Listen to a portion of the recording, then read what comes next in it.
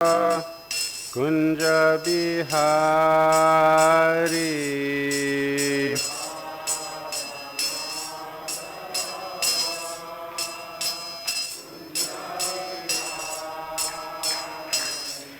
जय राधा माधव कुंज बिहारी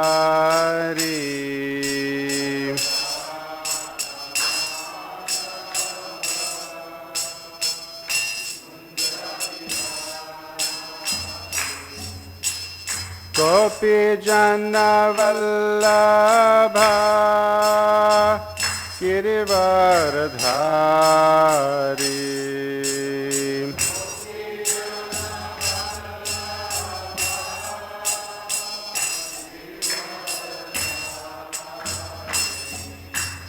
गोपी जन वल्लभ गिरिवरधारी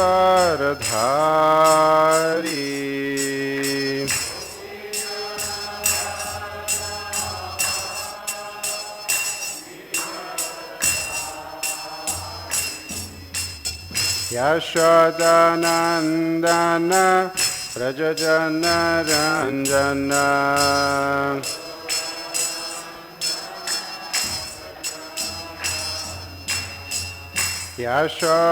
यशोदानंदन व्रजजन रंजन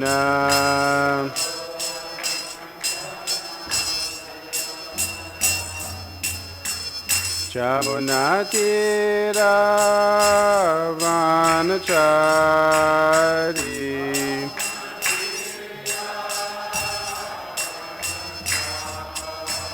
जमुना तीरा वनचारी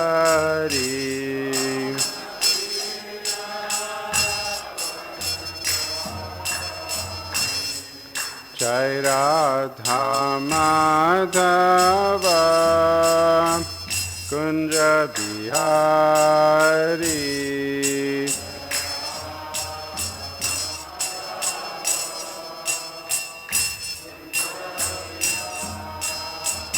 जय राधा माधव कुंज बिहारी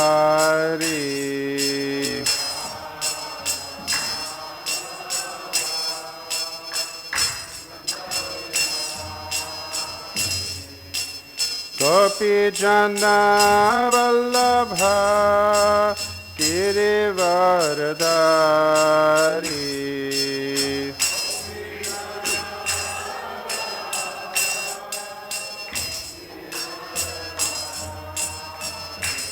जय गोपी जन वल्लभ गिरिवरधारी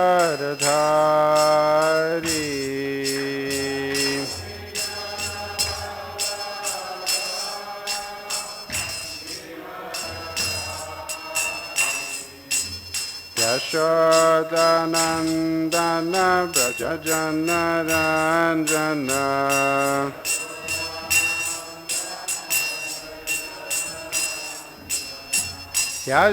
यशोदानंदन व्रजजन रंजन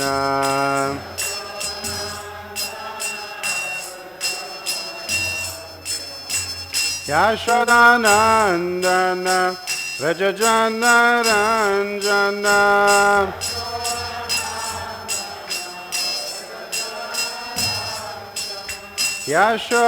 यशोदानंदन व्रजजन रंजन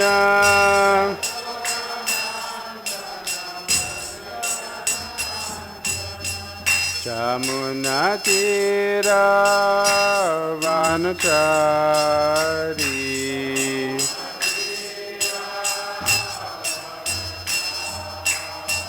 जमुना तीरा वनचारी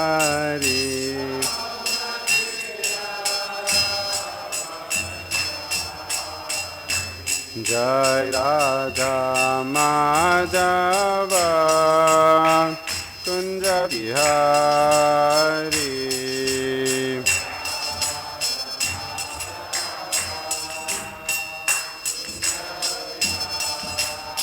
जय राधा माधव कुंज बिहारी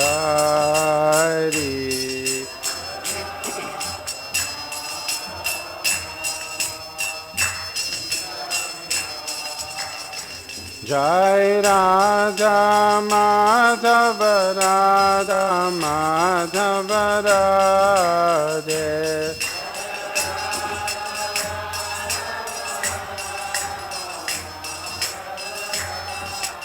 जय राधा माधव जय राधा माधव राधा माधव जय राधा माधव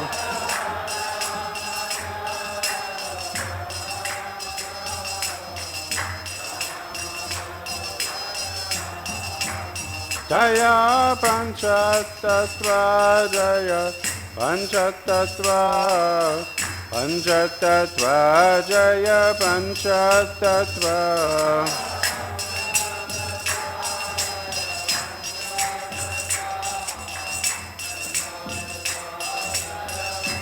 जय जय प्रभुपाद प्रभुपाद प्रभुपाद जय प्रभुपाद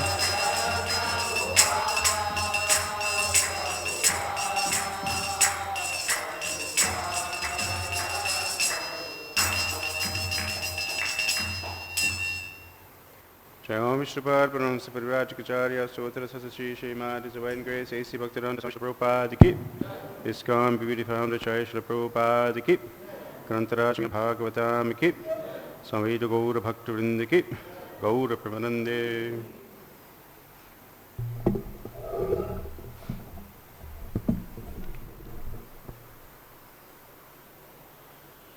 ओम अज्ञानतिमिरन्धस्य ज्ञानञ्जनशलाकया चक्षुरुन्मीलितं येन तस्मै श्रीगुरवे नमः श्रीचैतन्यमनोभीष्टं स्थापितं येन भूतले स्वयं रूपः कदा मह्यं ददाति स्वपदान्तिकां वन्देऽहं श्रीगुरो श्रीयुतापदकमलं श्रीगुरुन् वैष्णवांश्च श्रीरूपं साग्रजातं सहगना रघुनाथान्वितं तं सजीवं साद्वैतं सावधूतं परिजनसहितं कृष्णचैतन्यदेवं श्रीराधाकृष्णपादान् सहगना ललिता श्रीविशाखान्वितांश्च हे कृष्ण करुणा सिन्धो दीनबन्धो जगत्पते गोपेश गोपिका कान्ता राधकान्ता नमोऽस्तुते तप्त काञ्चन गौरङ्गी राधे वृन्दावनेश्वरी वृषभानुसुते देवी प्रणमामि हरिप्रिये वाञ्छाकल्पतरुभ्यश्च कृपा सिन्धुभ्य एव च पतितानं पावनेभ्यो वैष्णवेभ्यो नमो नमः जय श्री कृष्ण चैतन्य प्रभु नित्यानंद श्री अद्वैत गदाधर श्रीवासादि गौर भक्तवृंद हरे Krishna Krishna Krishna Hare Hare Hare Ram Ram Ram Hare Hare. This morning we're reading from Srimad Bhagavatam, Canto 10, Chapter 2, verse 32. Chapter is entitled Prayers by the Demigods for Lord Krishna in the Womb. Om Namo Bhagavate Vasudevaya. Om Namo Bhagavate Vasudevaya. Om Namo Bhagavate Vasudevaya. Yenye Ravindaksha Vimuktamaninas. Yenye Ravindaksha Vimuktamaninas. Yenye Ravindaksha Vimuktamaninas. त्वयस्त भावाद् अविशुद्धबुद्धया त्वयस्त भावाद् अविशुद्धबुद्धया त्वयस्त भावाद् अविशुद्धबुद्धया आरुह्य कृच्छ्रेण परं पदं तथा आरुह्य कृच्छ्रेण परं पदं तथा आरुह्य कृच्छ्रेण परं पदं तथा पतन्त्यधो नाद्रिता युष्मदङ्घ्रया पतन्त्यधो नाद्रित युष्मदङ्घ्रया पतन्त्यधो नाद्रित युष्मदङ्घ्रया येन्येरविन्दाक्षविमुक्तमानिनास् त्वयस्तभावादविशुद्धबुद्धया आरुह्य कृच्छ्रेण परं पदं तथा पतन्त्यधो नाद्रित युष्मदङ्घ्रया येन्येरविन्दाक्षविमुक्तमानिनास् त्वयस्तभावादविशुद्धबुद्धया आरुह्य कृच्छ्रेण परं पदं तथा पतन्त्यधो नाद्रित युष्मदङ्घ्रया येन्येरविन्दाक्षविमुक्तमानिनास् त्वयस्तभावादविशुद्धबुद्धया आरुह्य कृच्छ्रेण परं पदं तथा पतन्त्यधो नाद्रित युष्मदङ्घ्रया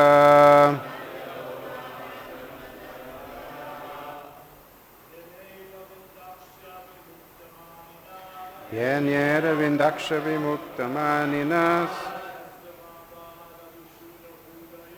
त्वयस्तभावादविशुद्धबुद्धया आरुह्य कृच्छ्रेण परं पदं तथा पतन्त्यधो नाद्रित युष्मदङ्घ्रयः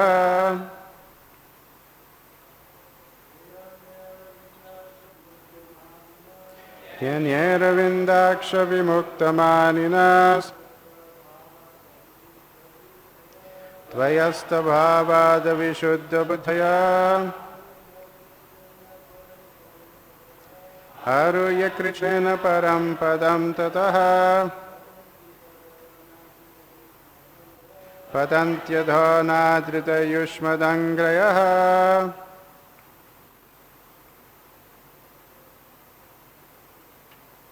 Come on, someone else.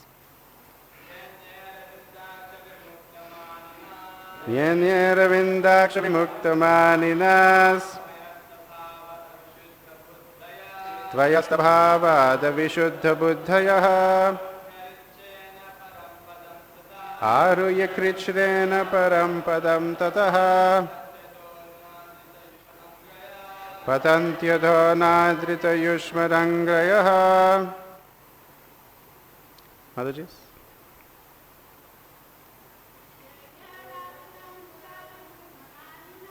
येन्येरविन्दाक्षविमुक्तमानिनास्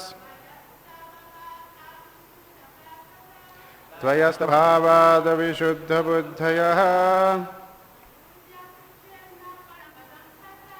आरुह्य कृच्छ्रेण परं पदं ततः पतन्त्यधो नाद्रित युष्मदङ्घ्रया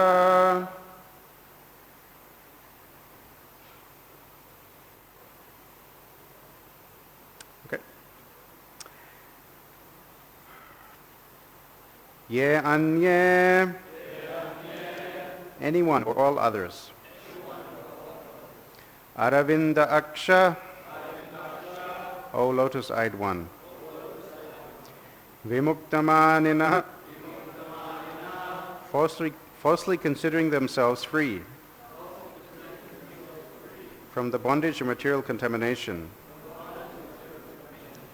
Dvaye, unto you. Astabhavat, speculating in various ways, but not knowing or desiring more information of your lotus feet. Avishuddha buddhaya, whose intelligence is still not purified, and who do not know the goal of life. Aruhya, even though achieving. Krichrena, by undergoing severe austerities, penances, and hard labor. Parampadam, the highest position, according to their imagination and speculation. Tataha, from that position. Patanti, they fall. Adha, down into material existence again. Anadrita, neglecting devotion to. Yushmat, your. Angraya, lotus feet. Translation and purport by Srila Prabhupada. The first half of the translation is like an introduction, so I'll just read that separately. Someone may say that aside from devotees who always seek shelter at the Lord's lotus feet, there are those who are not devotees but who have accepted different processes for attaining salvation.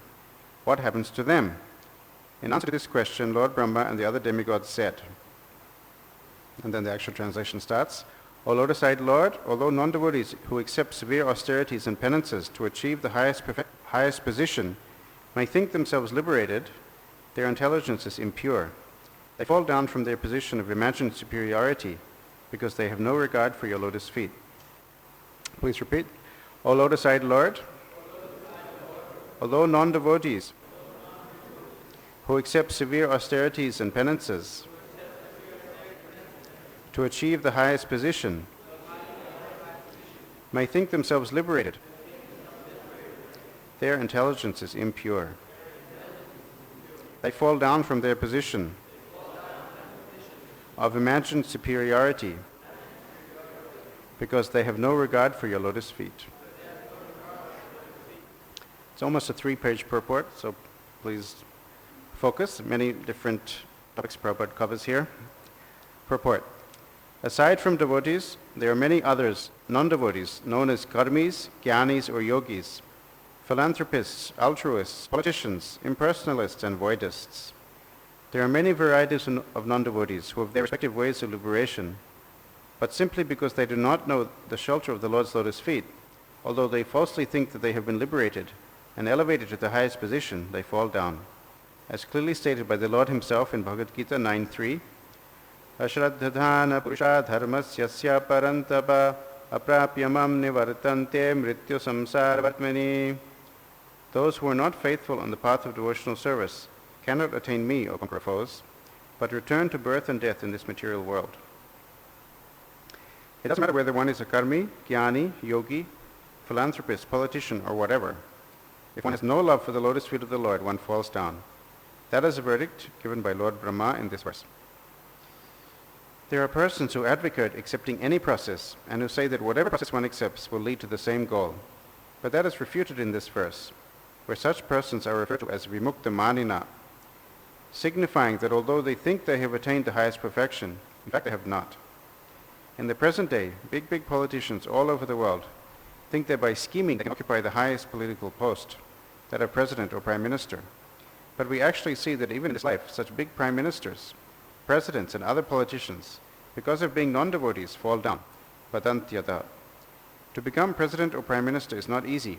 One must work very hard, aruhya krishnena, to achieve the post. And even though one may reach his goal, at any moment one may be kicked down by material nature. In human society, there have been many instances in which great exalted politicians have fallen from government and become lost in historical oblivion. The cause of this is avishuddha buddhaya. Their intelligence is impure. The Shastra says, Nate vidu svartagatim hi vishnum, 7.531. One achieves the perfection of life by becoming a devotee of Vishnu, but people do not know this. Therefore, as stated in Bhagavad Gita 12.5, Klesho dikatarastesham avyakta sakta chetasam. Persons who do not ultimately accept the Supreme Personality of Godhead and take to devotional service, but who instead are attached to impersonalism and voidism, must undergo great labor to achieve their goals. This verse is from 10.14.4. It's often quoted along with today's shloka. Shreya sritim bhakti mudasyate vibho klishyanti ye kevalabodalabdhaye. To achieve understanding, such persons work very hard and undergo severe austerities. But their hard labor and austerities themselves are their only achievement, for they do not actually achieve the real goal of life. Dhruva Maharaj at first wanted to achieve the greatest material kingdom and greater material possessions than his father, but when he was actually favored by the Lord, who appeared before him to give him the benediction he desired, Dhruva Maharaj refused it, saying, Swamin kritardosmi varam nayache. Now I am fully satisfied. I do not want any material benediction. From Haribhakti Suradhaya 7.28. This is the perfection of life. Yam labdhva cha param labham manyate nadikam tataha. Bhagavad Gita 6.22. If one achieves the shelter of the Lord's lotus feet, one is fully satisfied and does not need to ask for any material benediction. At night, no one can see a lotus, for lotuses blossom only during the daytime. Therefore, the word Arvindaksha is significant. One who is not captivated by the lotus eyes or transcendental form of the Supreme Lord is in darkness, exactly like one who cannot see a lotus. One who has not come to the point of seeing the lotus eyes and transcendental form of Shyamsundara is a failure. Preman janat churita bhakti vilochanena sandasadaiva hridayeshu vilokayanti. Those who are attached to the Supreme Personality Godhead in love always see the Lord's lotus eyes and lotus feet, whereas others cannot see the Lord's beauty and are therefore classified as anadrita yushmat anghaya, or neglectful of the Lord's personal form. Those who neglect the Lord's form are surely failures on every path in life. But if one develops even a little love for the Supreme Personality of Godhead, one is liberated without difficulty. Swalpam apyasya dharmasya trayate mahato bhayat. Therefore, the Supreme Personality of Godhead recommends in Bhagavad Gita 9.34, Manmana bhava madbhakta madhyaji mam namaskuru. Simply think of me, become my devotee, worship me, and offer some slight homage to me. Simply by this process, one is guaranteed to return home back to Godhead, and thus attain the highest perfection. The Lord further affirms in Bhagavad Gita 18.54-55, Brahma bhuta prasannatma nashochati nakangshati samas sarveshu bhuteshu madbhaktim labate param bhaktya mam abhijanati yavan yaschasmi tatvataha tato mam tatvato gyatva vishate tadanantaram. One who is thus transcendently situated at once realizes the Supreme Brahman and becomes fully joyful. He never laments nor desires to have anything. He is equally disposed to every living entity. In that state, he attains pure devotional service unto me. One can understand the Supreme Personality of Godhead as he is only by devotional service. And when one is in full consciousness of the Supreme Lord by such devotion, he can enter into the kingdom of God.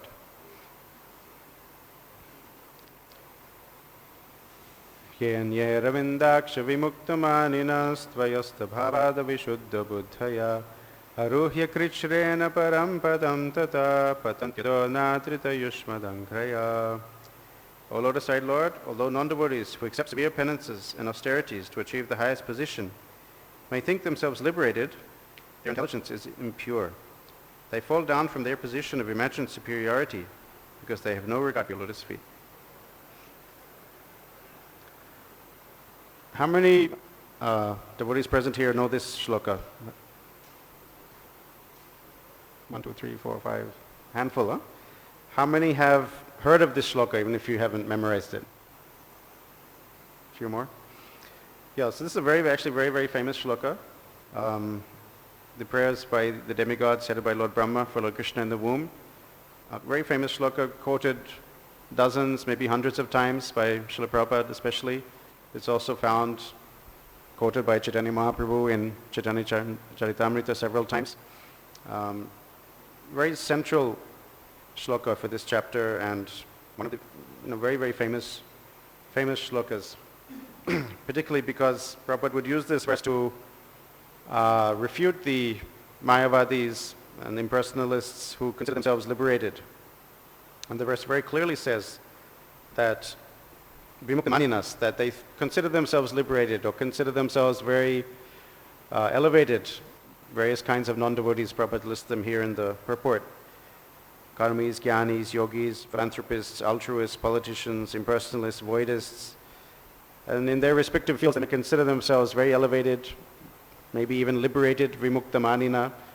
But because of their impure consciousness, avishuddha buddhaya patanti adho, they have to fall down. They cannot actually maintain their high positions without being attracted to the Lord's lotus feet. So as we can see in the purport, Prabhupada has gone into great detail, 3 pages of explanation of this verse, because it's such an important shloka, because he quoted it so many times in his lectures, conversations, and elsewhere in his books. So in the beginning of the purport, Prabhupada talks about the big politicians. They think they can occupy the highest post, but they get extricated, they get evacuated, or they get removed from their post. Often Prabhupada would comment that mostly these politicians are in very elderly age, according to Vedic scriptures. Panchasordvam vanam vajayat, at the end of life, one should retire from such activities. And we see in our history, so many of the great kings, they retired from their royal positions and went to the forest for meditation. But in the modern day, we see the politicians are all in their 60s, 70s, 80s even, and they're hanging on to power by whatever means they can, by hook or crook. And Prabhupada is very critical of these kinds of leaders. And particularly in the 70s, there was one president in America whom Prabhupada often would quote in this regard, that he was, American president, even then and today, is still considered the most prestigious, powerful position in the world. But this president he lost his office because of some indiscretions. Anyone know who we're talking about? Which president? Nixon, President Nixon. Even Kennedy, actually, Prabhupada sometimes quoted President Kennedy, who was assassinated while in office. President Nixon is the more famous one as far as Prabhupada would quote. So President Nixon was, in the early 70s, he was the President of the United States. He was elected with a very large majority. But during his office, he was involved in some scandal, which was actually, it's called the Watergate scandal. And Prabhupada was well aware of this, and he discussed sometimes with his disciples about this scandal President Nixon was involved in, where he was using the CIA and the FBI not for protecting the country, but actually to spy on his political opponents. So he was sending spies into the Democratic, he was a Republican, he was sending his spies into the Democratic head offices to plant bugs and to record their conversations, so he knew what they were planning, so he could be one step ahead of them in the elections. And those spies were actually caught by the security and the police, and then very big investigation took place.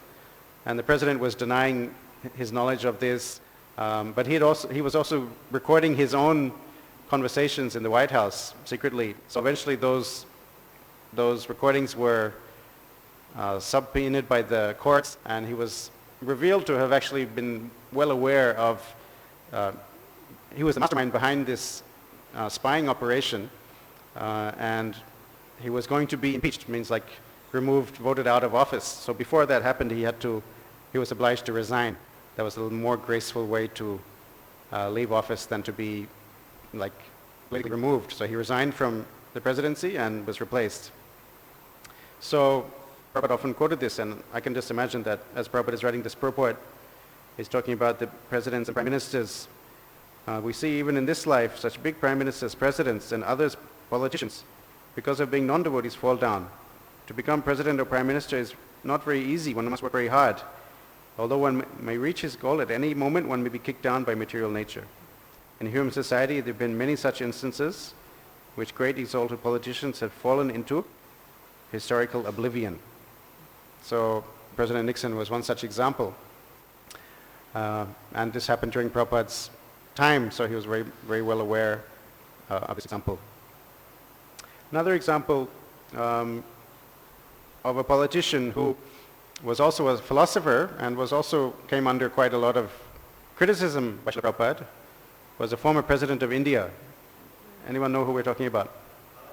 Yes, Dr. Radhakrishnan. So he was first a vice president of India, then he became later the president of India. President of India is mostly a ceremonial post. It's not, he doesn't have much political power like the prime minister, but still it's a very important position. So President of India is, he was pretty much, as senior most person you could say after the prime minister. He had the power to dissolve the government if required. So Dr. Radhakrishnan wasn't just a politician, he was also a scholar and a Mayavadi scholar, and he had written his commentary on Bhagavad Gita. When Srila Prabhupada was first speaking in the early days in 66, 67 in New York, Prabhupada's own Bhagavad Gita wasn't published yet. So he was actually using Dr. Radhakrishnan's translation for his lectures. And he said that the translations are 90% accurate, but the deviation committed by Dr. Radhakrishnan was in the commentaries, like in the purports. So Prabhupada actually knew Dr. Radhakrishnan personally. In the 50s, before Prabhupada came to America, there was one time where he was planning to go to Japan. He'd actually got an invitation for a conference there, and he was in correspondence with the organizers. They sent him an invitation letter, and Prabhupada was trying to get a sponsorship to go to Japan, even before coming to America. And he approached different rich people that he knew for sponsoring his ticket. He also approached Dr. Radhakrishnan. At that time was the vice president of India. And he even actually arranged a personal meeting with Dr. Radhakrishnan, but there was no successful outcome. The government wasn't willing to sponsor, and no individual either was willing to sponsor, so Prabhupada wasn't able to go to Japan. But Prabhupada had personal interaction with Dr. Radhakrishnan. Later on also, when Prabhupada printed his Bhagavatam, he presented a copy to Dr. Radhakrishnan. So Prabhupada knew him personally, and he knew him through his translation of Bhagavad Gita also. But the most egregious deviation or wrong interpretation of Bhagavad Gita that Dr. Radhakrishnan had made, Prabhupada was often quoted this, and actually Prabhupada quotes in this verse also, Manmana bhavamad bhakto madhyaji namaskuru. So in this verse, when Dr. Radhakrishnan gave his purport, he said that it's not to the person Krishna we have to surrender, but to the unborn, impersonal spirit that is within Krishna. And that was Dr. Radhakrishnan's purport to this verse, where Krishna is saying very directly, surrender to me, become my devotee, worship me. And just like in this verse, he's talking about the Lord's lotus feet. Personal form of the Lord is being stressed. But Dr. Radhakrishnan would deny that and said it's the unborn impersonal force that has become Krishna, manifested as Krishna, saying that actually the impersonal form is superior and that impersonal form has taken the form of Krishna. So it's to the impersonal aspect that we should surrender to. So Prabhupada would get very disturbed at this improper translation, where Krishna is very directly saying me, me, me, and Dr. Radhakrishnan is saying not Krishna, some Shakti behind Krishna. So later on, the devotees asked Prabhupada, can you read from your translation of Bhagavad Gita? And although it wasn't printed, it was just a rough manuscript, Prabhupada was actually quite pleased during the early days, 26 Second Avenue, and they started after that reading from Prabhupada's own manuscript of the Bhagavad Gita as it is. So it's also interesting to note that many years later, in 1972, Prabhupada actually met Dr. Radhakrishnan again after establishing ISKCON, after traveling all over the world with his disciples and starting preaching in India. Prabhupada visited Madras, now it's called Chennai, and Dr. Radhakrishnan was retired there. He was 83 years old and quite bad health. Didn't have very long to live. But the devotees, Giriraj Maharaj had arranged that Prabhupada could meet Dr. Radhakrishnan. So Prabhupada and the devotees, they went to visit him at his house, and he was being taken care of by his daughter, who herself was, probably 50, 60. And she told them that he's not in very good condition, but we can meet him. So Prabhupada, when he met him, he immediately again brought up this point, that how is it you're speaking of this unborn, impersonal aspect when Krishna is directly saying, I am here, surrender to me. And so this is described in Shamsundar Prabhu's book, Chasing Rhinos with the Swami. If you haven't read the book, I highly recommend it. The second edition is also out, and this is found in the second volume of Chasing Rhinos. Even before Prabhupada went to America, actually, he used to criticize Dr. Radhakrishnan's translation. 1950, I think it was 1958, when Prabhupada was printing Back to Godhead magazine in India, many years before going to the West, he also gave some critical commentary on Dr. Radhakrishnan's interpretation. So this is from 1958 Back to Godhead. We have all respect for Dr. Radhakrishnan because he is not only the second citizen of India, the great world-renowned philosopher and a scholar in the Hindu philosophy, but also he is truthful Brahmin with considerable knowledge in the impersonal Brahman. There's a popular saying that there is no harm in creating some antagonism with a great scholar, but there is harm even by creating a friendly relation with the fool. Now this is like a quotation from these moral stories, like if you have a friend who's a fool, it'll be more dangerous than having an enemy who is intelligent. So Prabhupada is quoting this and saying, so therefore we are not afraid of Dr. Radhakrishnan when we put forward our critical review of his great scholarly exposition of the Bhagavad Gita.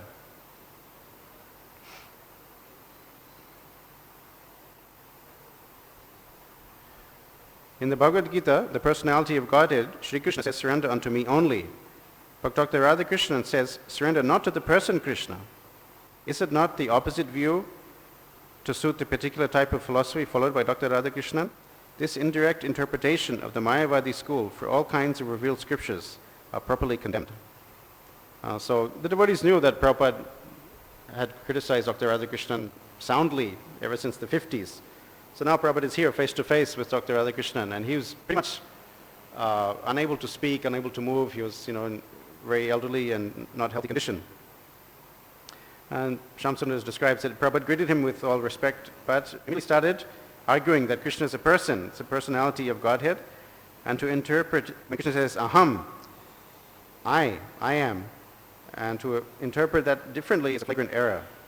But Dr. Radhakrishnan couldn't actually respond to Prabhupada. So then they understood that, it's not actually the right time to have a conversation. He's not able to respond. He could just lying there with his eyes open. And so they said, okay, we won't bother him. And then as Prabhupada was leaving, they kind of touched hands. And Dr. Radhakrishnan said, Swamiji, you please pray to God for me. And that was his only response to Prabhupada's conversation with him. And Prabhupada went back home and he was commenting that, because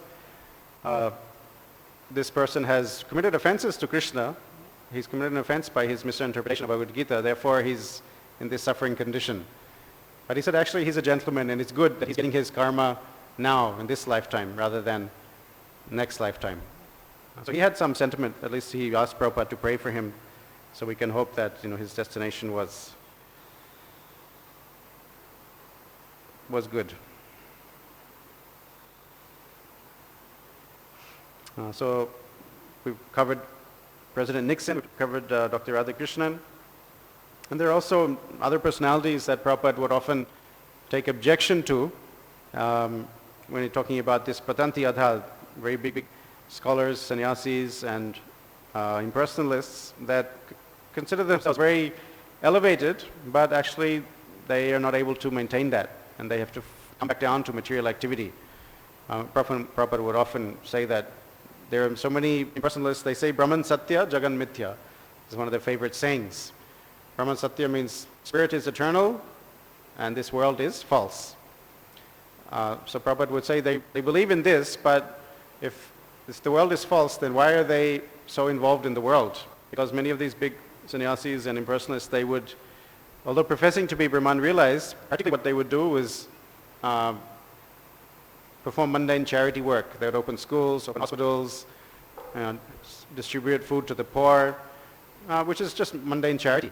So if the world is mithya, then why are they so involved in these things? And they would coin phrases like Daridra Narayan. There's another phrase that Prabhupada would get very upset. Daridra Narayan means the poor Narayan. This is coined by Vivekananda, who is one of the great spiritual leaders of Bengal and of India, and quite well respected. Prabhupada didn't have much tolerance for his philosophy. So Daridra Narayan, this is also taken up by Gandhi, means the Lord is within the poor person. Therefore we should serve the poor people. And a similar phrase they coined was Manav Seva, Madhav Seva. Serving humanity is serving Madhava. So these kind of popular phrases, they sound good. Madhav Seva, Manav Seva, Madhav Seva, Brahman Satya Jagan Mithya. Another one is Yatamat Tatapat, very famous in Bengal. It means however, whatever opinion you have, that's okay. Pretty much it means whatever you do is okay. And that's basically, it's giving a blanket license to anyone to do anything. Jatamat Tatapat. As your opinion is, so you can do. That many paths there are. It means whatever you do, it's fine. So this kind of perverted philosophy has really polluted the spiritual standards of India. People hear these phrases and they think, oh, we serve humanity, we serve God, we don't need to serve God separately. God is in the poor person. Serving tulsi is better, growing eggplant is better than serving tulsi. There's another famous quote from Vivekananda. At least if you eat eggplant, you get some strength, you get some nourishment. What is the point of serving tulsi? I think it's also, he was the one who said that the fish is the fruit of the river, right? So all these concocted phrases, which became very popular in this last century in India, have really watered down the standard of Indian philosophy. And Prabhupada would take great exception to these phrases. So Prabhupada would say, you know, Daridra Narayan. So Narayan is only in the poor person? What does that mean? The Lord is in everyone's heart. Why only in the Daridra? And this is a concoction. We should give prasad to the poor people also. Sure, we can distribute prasadam to the poor people, but it's not that we don't give prasad to the people who are not poor. Prasad is for everyone. The Lord is in everyone's heart. Yatamat Tatapat, this is nonsense. You know, Krishna says in Bhagavad Gita, what does he say? If you worship the ghosts and spirits, you go to Yanti Deva Vrata Devan Pitrin Yanti Pritri Vrata. Very clearly Krishna says, you worship the demigods, you go to the demigods. Worship the Pitris, you go to the Pitris. Worship the ghosts and spirits, Bhutani Yanti Bhuteja, you go to them. And if you worship me, you come to me. So what is this Yatamat Tatapat? That everything you do, you go to the same place. Now this is not supported by Shastra. Manav Seva, Madhav Seva, also, this is not followed by Shastra. We can serve mankind by giving them Krishna consciousness, by giving the knowledge of Krishna consciousness. Simply giving some blanket to the poor person or feeding them some food which is not offered to the Lord, this is not going to give any real benefit. If we give them prasadam, they get spiritual benefit and material benefit. If we give them knowledge about Krishna, then we can help them break out of the cycle of birth and death forever.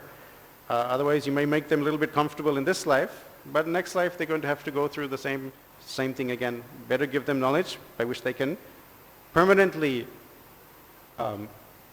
cure the miseries of material existence, janma, mritu, jara, vyadhi.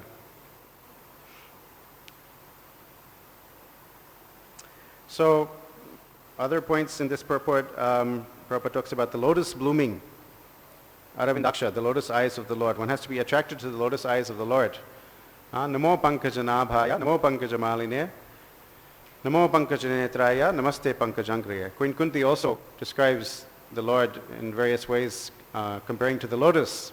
Though of course we know the lotus is simply a comparison. The Lord is much more beautiful than the lotus flower. But lotus is considered the most beautiful of flowers, so therefore that's the closest thing we can imagine to the beauty of the Lord. So Queen Kunti prays, Namo Pankajanabhaya, the Lord's navel is like a lotus. Also we note that the Lord, from his navel the lotus came, which Lord Brahma was born on, Padmanabha. He's also wearing the garland of lotus flowers, Namo Pankajamaline. Of course, the Lord's lotus eyes, in this verse also it said, Aravinda Aksha. There are many different synonyms for this. Aravinda Aksha, Pankajanetra. There are many different words for lotus, many different words for eyes. So Pankajanetra, Aravinda Aksha, the same thing, lotus eyes. And Namaste Pankajangriya, lotus feet. Queen Kunti, she first mentions the Lord's navel, and then she comes to his eyes and then to his feet. Generally, we understand that we're supposed to take darshan of the Lord first looking at the lotus feet. Like when the curtains open, the etiquette is to see the deity or even the spiritual master. First you look at the lotus feet and gradually take darshan of their face. Similarly, we should read Bhagavatam from the first canto, which is compared to the Lord's lotus feet, first and second canto, and then gradually work up our way to this 10th canto, the Lord's, which is considered the Lord's smiling face. Queen Kunti, though, in the purport to that verse, it seems that she didn't want to embarrass Krishna because she was Krishna's aunt, like a superior person to Krishna externally.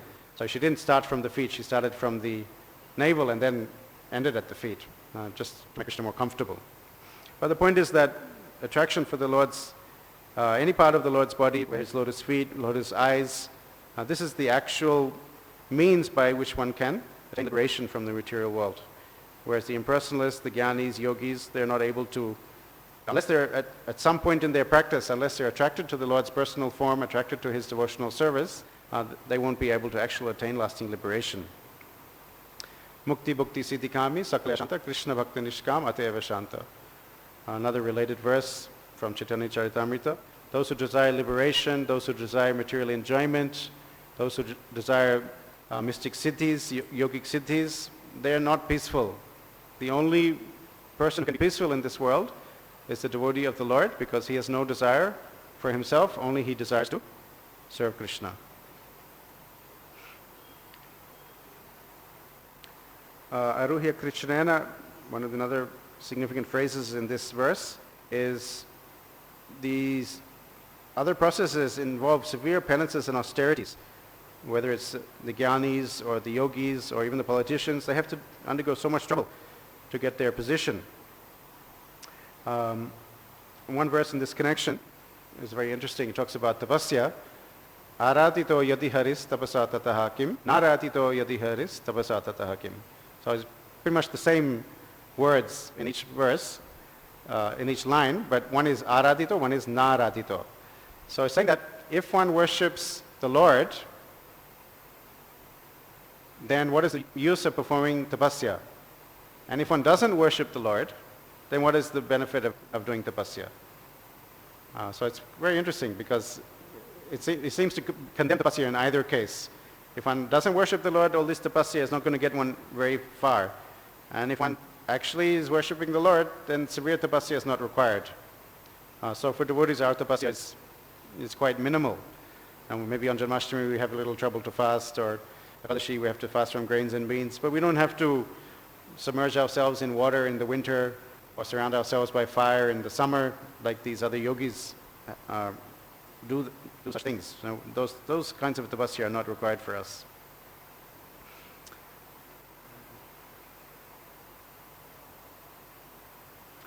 And one more verse which Prabhupada talks about in the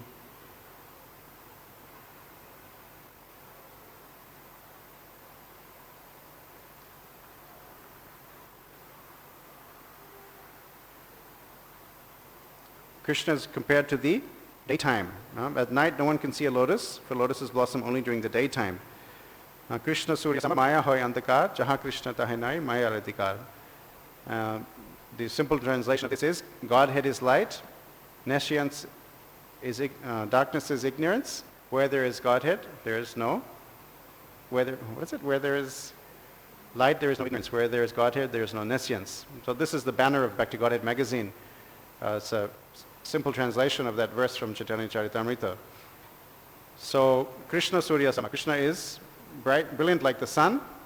Actually, he's even more brilliant than the sun. Maya is like darkness. So wherever there is Krishna, in other words, wherever there is light, Maya cannot remain. Maya cannot stand. The darkness cannot stand.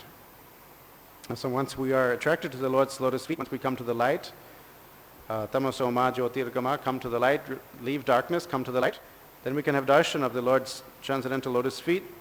And meditating on the lotus feet, we can gradually meditate on the different parts of the Lord's body, coming to his smiling face and his lotus eyes, which are compared to the 10th canto of Srimad Bhagavatam.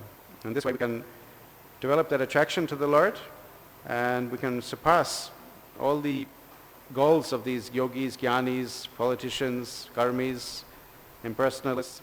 We can surpass all their goals, and by being attached to the lotus feet of the Lord, we can actually taste true liberation in devotional service. The last line of the purport, as Prabhupada quotes from Bhagavad Gita, when one is in full consciousness of the Supreme Lord by such devotion, then he can enter into the kingdom of God. So it's a very famous shloka. I encourage all of you to learn it. Prabhupada quotes it many times. It has very great significance for us. And on that note, I'd like to end, unless we have some comments or questions from the Vaishnavas. Yes, Vaikuntha Prabhu. Can someone pass the mic over?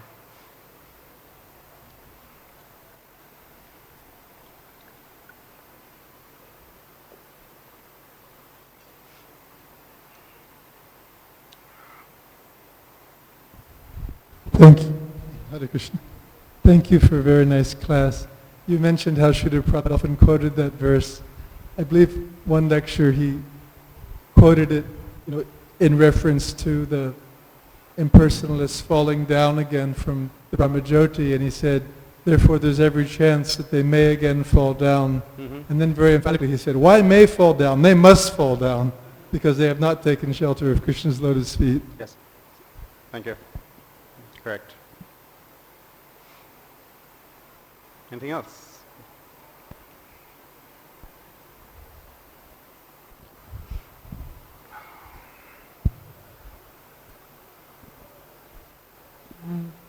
Hare Krishna. What does it mean to be attached to the lotus feet of Krishna?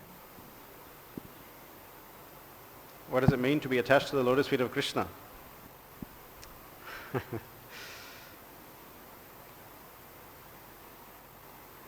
Well, in this verse, Prabhupada talks about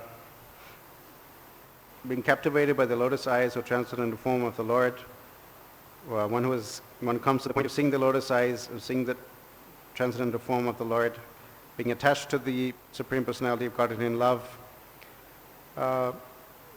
Because the other personalities mentioned here, even the ones on the spiritual path, like the jnanis and yogis, like Dr. Radhakrishnan, he understood Krishna, he's commenting on Bhagavad Gita, but he doesn't realize that Krishna is the Supreme Personality of Godhead. He's beyond the Brahmajyoti, and they have it the other way around. They think that Krishna is a manifestation of Brahman. Rather, Brahmajyoti is a manifestation of Krishna's opulence. So he doesn't have attraction to the personal form of the Lord. So, in this verse, that's the contrast. They are neglectful of the Lord's personal form. They might even worship Krishna externally. In fact, even in the paths of jnana and yoga, there is some worship is recommended, but they think the Lord's form is illusory, or it's temporary, or it's not supreme. So therefore, they create offenses to the Lord. So they're not attached to the Lord. Whereas the bhaktas, the Vaishnavas, those of us, we come every day to have darshan of Radha Madhav. We want to serve them. We have attraction for his pastimes. We come and hear his glories in the Bhagavatam class. We have some level of attraction to Krishna as a person. So that we have to develop more and more till we come to the point of Pramanjana Churita Bhakti Vilochana. We have ecstasy in seeing the form of the Lord.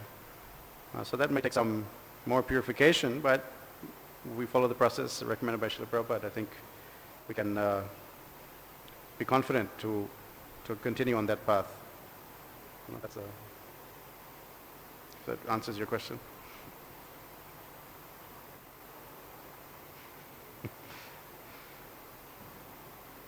Any further comment? Yes, bro.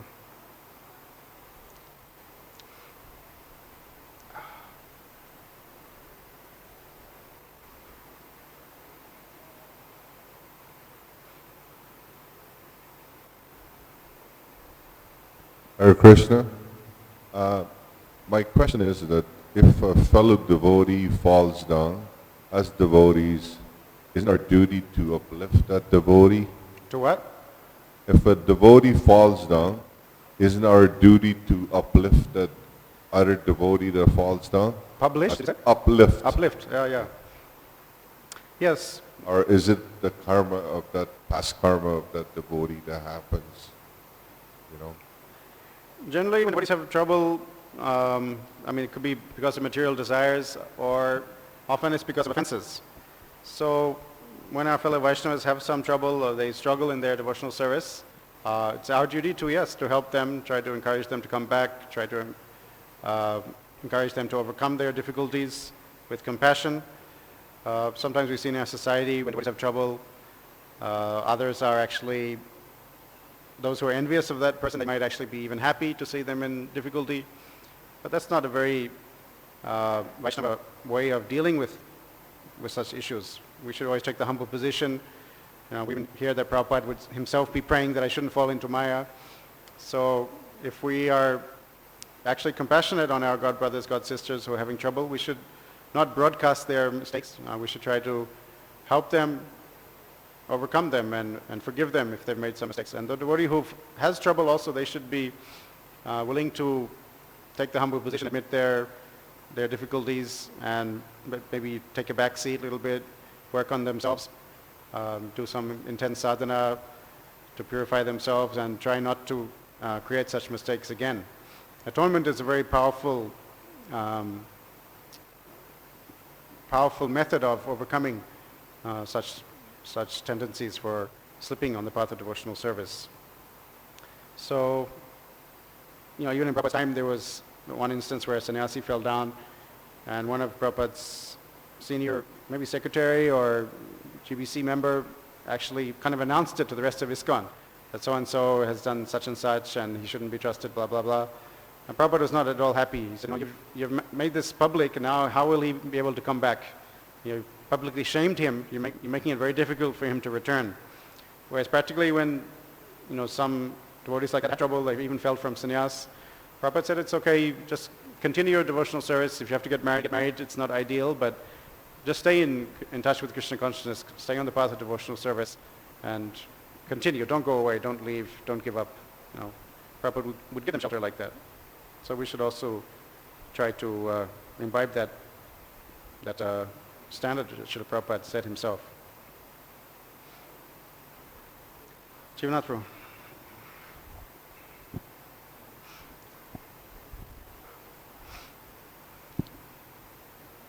In regard to devotees leaving, Prabhupada once used very early on as an example. He said, even if our Brahmananda were to leave, if you would see him walking down the street smoking a cigarette, he is still to be considered saintly. So we all should be seeing anybody who does devotional service and joins this movement even for a short period of time to be saintly.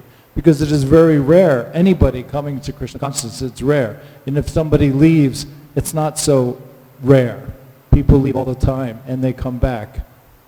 So, that is the program. It's just to always try to encourage in response to his question. I'll tell you one quick story, is that I know of a friend of mine who left in the 80s.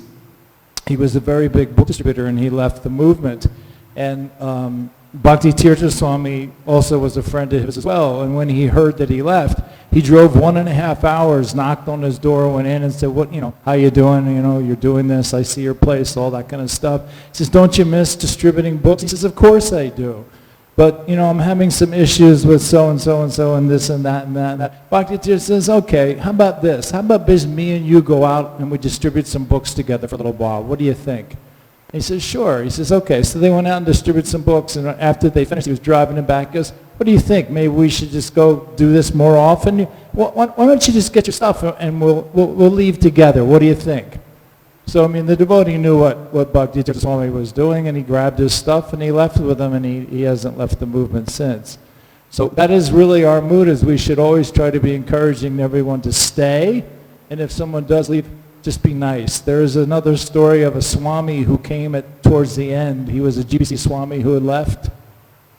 And when he came back to see Prabhupada towards the end, obviously very humbling, embarrassing position, because he was very special to Srila Prabhupada, did a lot of service. When he came back, Prabhupada just simply commented on his Sika, where's your wife? Oh, that's fine, you're married now, that's wonderful, you've come back. So that's all he cared about. He didn't say, like, you know, shame on you for leaving, shame on you for falling down. Prabhupada never went like that. So. Yes, thank you. On that note, we can end. Thank you very much. Grantaraj Srimad Bhagavatam ki, Prabhupada ki, Gaura Premanande.